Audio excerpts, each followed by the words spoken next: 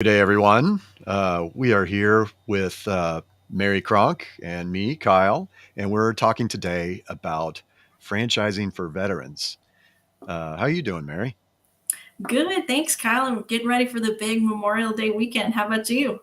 I'm doing the same. I'm going to take a little trip tomorrow, and I'm looking forward to it. Yeah, So, oh, go ahead. thinking about Memorial Day, I think it's a holiday that's centered around, putting the thoughts of those who served our country in our minds. And so I think with that in mind, we had decided that we were going to talk about franchising for veterans, and what kind of opportunities are out there and why veterans are a good fit for franchising. Yeah, absolutely. I think that it's important to note that there are hundreds of franchisors out there that want to do something for our veterans or their spouses.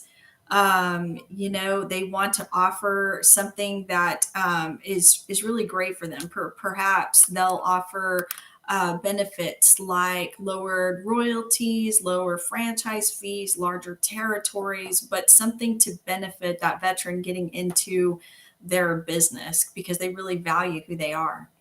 Absolutely. We work with many different franchisors who participate in a program called VetFran, which lays out those benefits, and they vary from business to business. But I think the common theme is that veterans are desirable as owners in franchising, and I think that's for a number of reasons.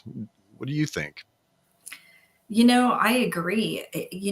Over the years, I think you and I both have had a lot of experience going out to the local military installations, working with people who are exiting the military and retiring, and they have lots of skills to bring to the table that are transferable that can be used in business.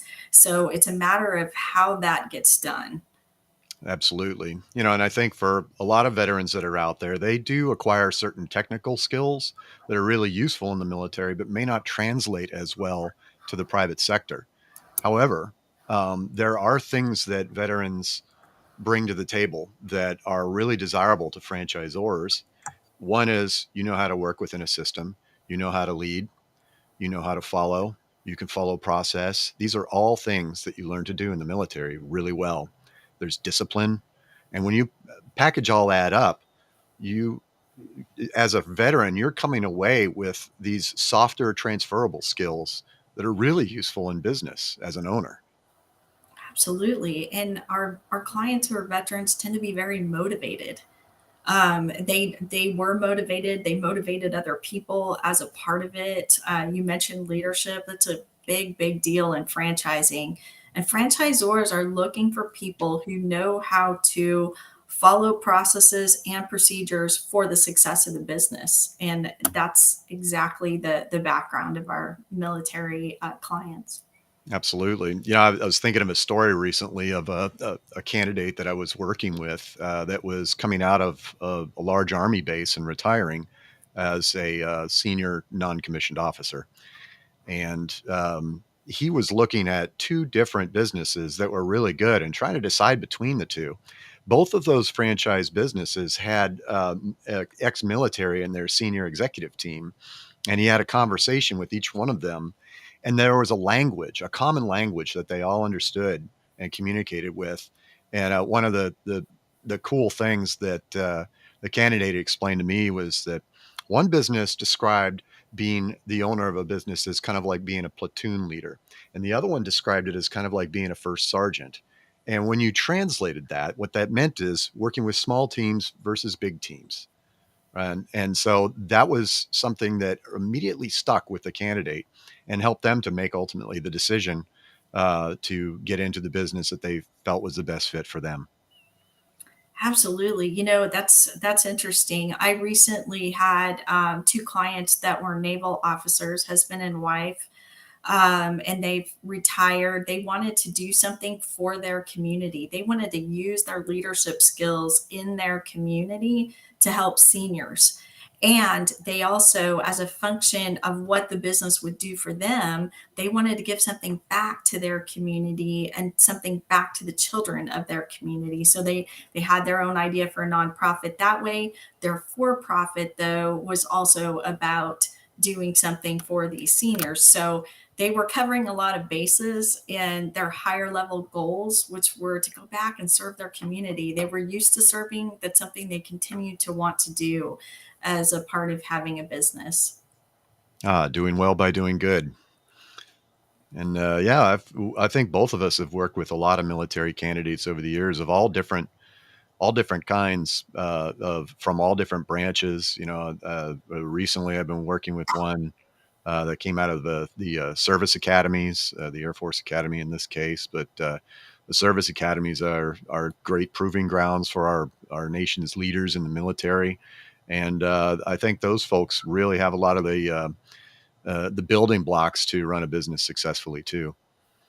Yeah, for a few years, we were a big part up until COVID of working with the Service Academy career conferences, and really learning about what the needs were of those folks and helping them look into business ownership as an alternative to going to work for somebody else. So lots of successful folks there to kind of move that forward.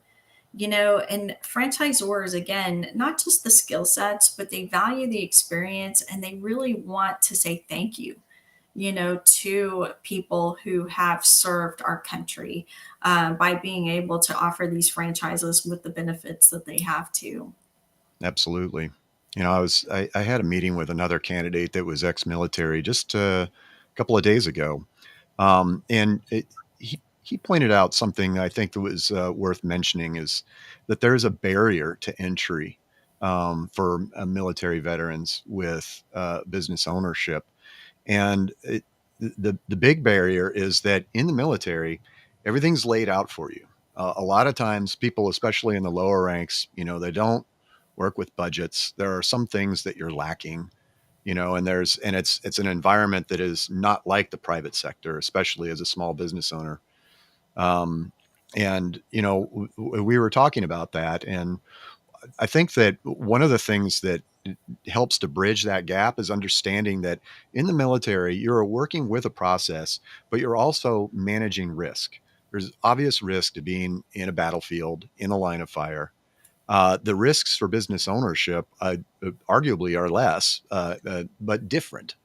And it's about managing risk. So I think that perception of a barrier is not as big as it could seem to be if you understand that you, as a veteran, have been managing risks and performing well under that kind of pressure in your military career, and you can do the same in business ownership. And it's all about performing well while managing and mitigating risk. And I think franchising is a great avenue to do that if you think entrepreneurship is in your future. Absolutely, totally agree. It's very interesting, when we're out at the military installations, perhaps we're participating in TAPS or Boots to Business or Reboot. Yep, We meet a lot of people who are thinking about business ownership and they're really managing their time, the timing to getting in, the timing to getting started. And what's kind of interesting for those people that are out there who are, have some time before they're getting out, they can really plan to get into business. So by the time they are ready to get out, the date that they're supposed to get out, the month they're supposed to get out, they can be in business pretty quickly. So that's kind of nice too, and not having to worry about going out and interviewing for jobs and, wondering how long it's going to be before they find something. They've created something of their very own right up to, getting that started right at the exit of their military career. absolutely. And that reminds me of another candidate I've worked recently.